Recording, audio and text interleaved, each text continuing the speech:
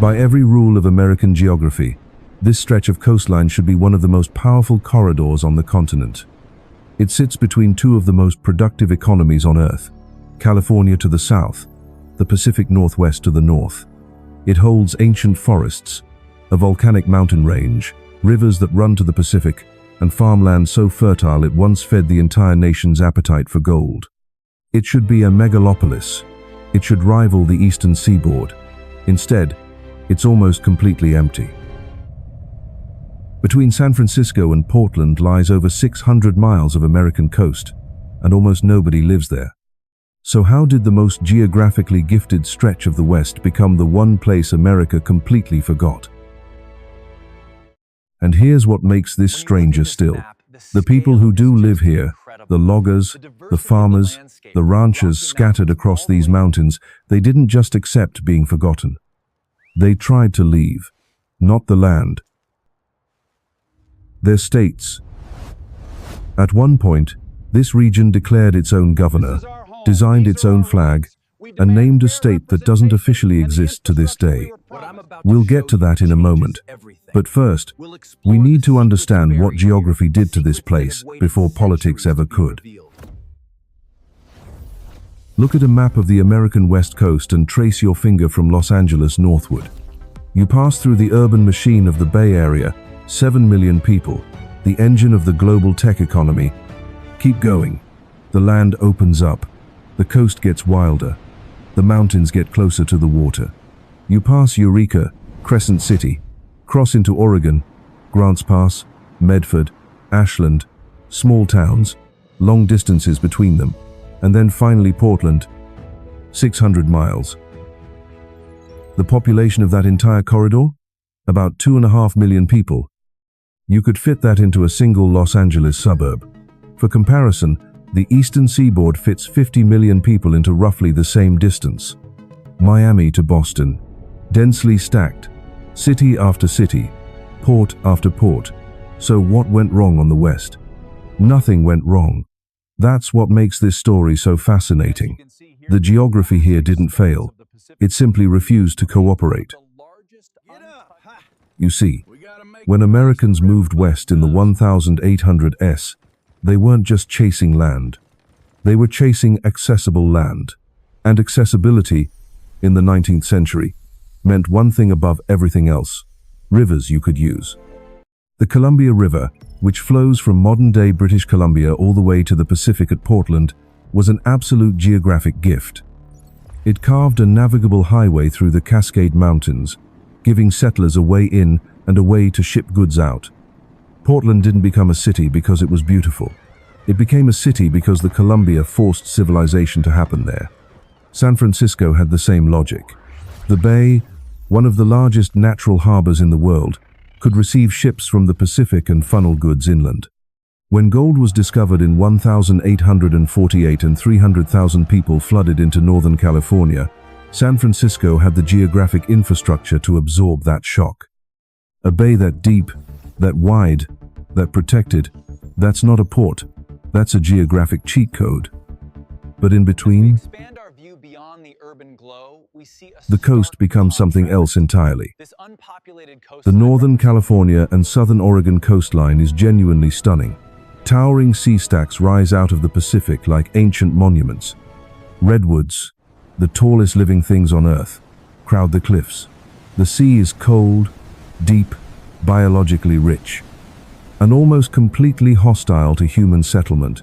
This coast doesn't just lack good harbors, it actively resists them.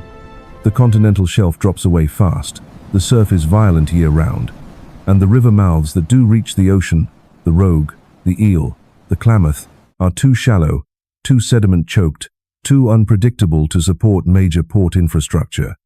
You could drop the entire port of Seattle into the mouth of the Rogue River, and it would ground itself in the shallows within a mile.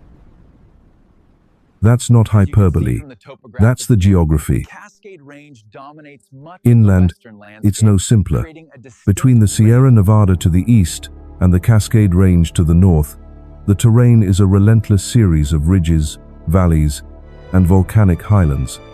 Mount Shasta, 14,179 feet, still monitored today, as a very high threat for volcanic eruption, dominates the skyline like a warning.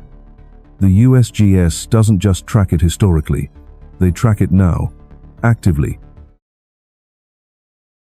Because it isn't done. And unlike the Willamette Valley to the north, that glacially carved flatland that the Missoula floods filled with some of the most fertile soil in North America, this region has no equivalent gift. No great valley, no great river, no great harbor.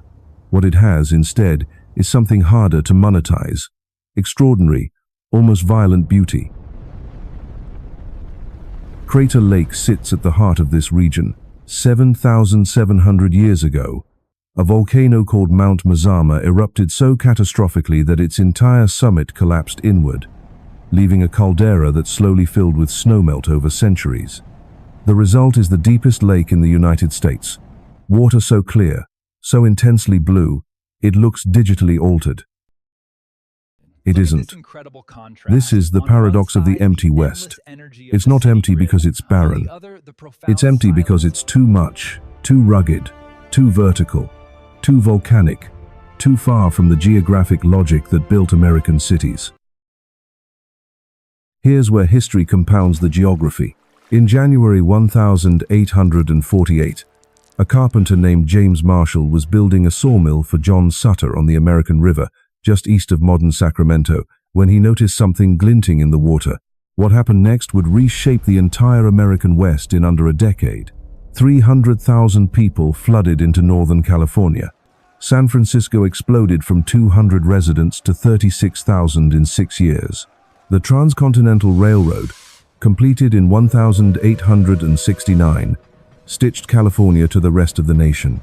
The Homestead Act of 1860 gave settlers 160 acres of free land. By 1934, 270 million acres had been distributed, mostly through the West. And the Oregon Trail brought its own wave. Between 1841 and 1869, more than 400,000 settlers, miners, and farmers walked over 2,000 miles from Missouri to reach the Willamette Valley. That valley, remember, the one the floods built, was so fertile, so navigable, that it practically pulled people toward it by gravity. You see the pattern. The gold rush funneled people south, to the Bay, to Sacramento, to the Sierra Nevada foothills. The Oregon Trail funneled people north, to the Willamette, to Portland, to Puget Sound. The 600 miles in between, both arrows flew right past it. The empty West wasn't a destination, it was a gap, and once the infrastructure calcified, railroads going north-south along the coast, highways following the same corridors decades later, the gap hardened into permanence. But here's what I haven't told you yet. The people who ended up here, the ones who stayed in the gap, didn't take being ignored quietly. And what they did about it reveals something important about how geography shapes not just cities, but identity. We'll get there. First, a word from today's sponsor.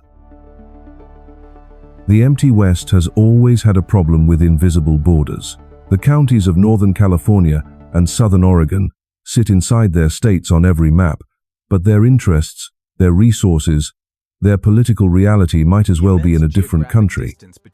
Politically invisible, geographically isolated. And here's the thing, in the digital world, the opposite problem exists. You think you're invisible, but you're not. Data brokers are mapping you, your address, your phone number, your employment history, your family, and selling that map to anyone who wants it. November 27th, 1941. On a highway outside the small town of Eureka, California, a group of armed men set up a roadblock. They weren't criminals.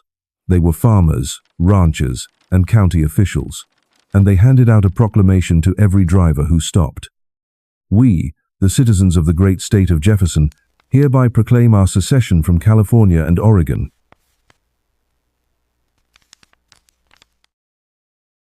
They'd already inaugurated a governor. They'd designed a flag, a gold pan on a field of green, stamped with 2 X's. Those X's meant double-crossed. Double-crossed by Sacramento, double-crossed by Salem. 2 state capitals, hundreds of miles away, run by urban majorities who had no reason to care about mountain roads, timber rights, or water access in a region most of their constituents had never visited. The movement took the name Jefferson after Thomas Jefferson, the president who dreamed of a nation of independent agrarian republics. The irony is almost too perfect. Jefferson, the man who authorized the Louisiana Purchase that started westward expansion, now invoked by the people that same expansion had left behind. They were this close. Newspapers were covering it nationally. Congressional murmurs were starting. The geography, straddling 2 states, economically coherent, culturally distinct, actually made a reasonable case. Then, 10 days later, Pearl Harbor. The roadblocks came down. The nation had larger borders to worry about, and the state of Jefferson was quietly folded back into history, officially, at least. Because it never actually died. In recent decades, Jefferson has re-emerged, not as a novelty, but as a political pressure movement. County supervisors have passed resolutions. State of Jefferson license plates appear on trucks in Siskiyou County. The grievances are identical to 1,941.